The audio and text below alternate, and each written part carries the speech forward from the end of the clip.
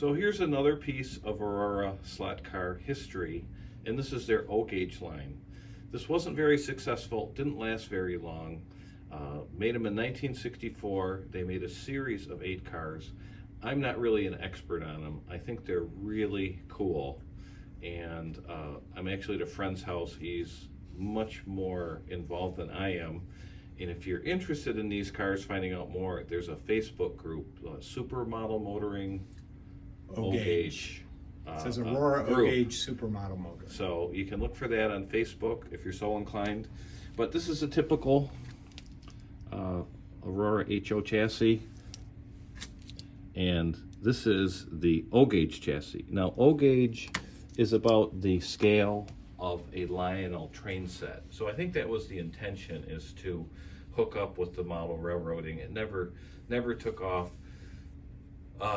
Now these cars are super fun if you have a track with the lane spacing to do it. And some of the really nice routed tracks that people custom-made routed tracks, we can just squeeze these cars on, and they're really fun to race with some minimal upgrades.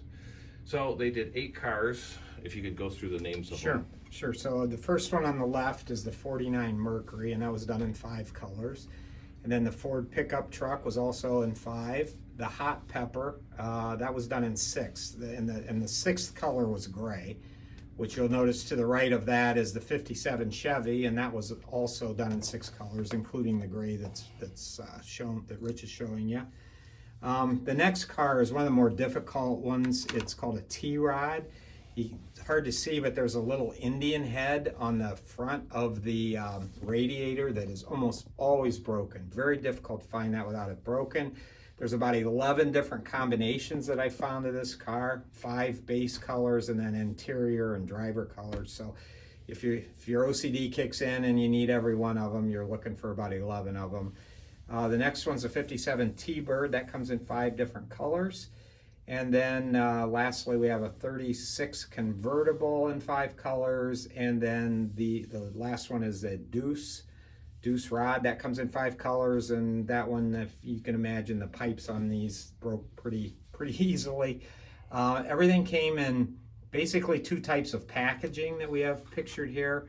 Your traditional blister pack, which you've seen with T-Jets before. Hanging on a rack. It's got foam in it that's, as you can even see in that one, is typically disintegrated.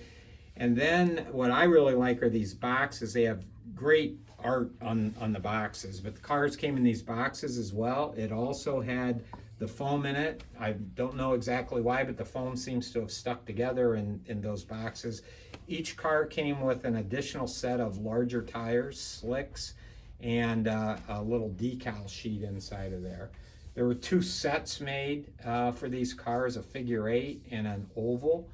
But all this stuff was out for a very short time in 1964 and then disappeared, but it's highly collectible these days.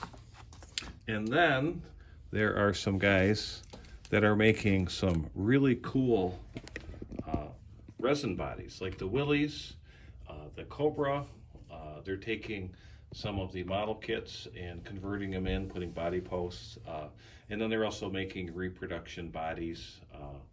And we have a couple here that my host has made to look like vintage stockers. And they're just really fun to race on a track. They're they got a really nice speed to them, really nice feel. And there's silicone tires to fit them now that some guys are making, typically available on eBay.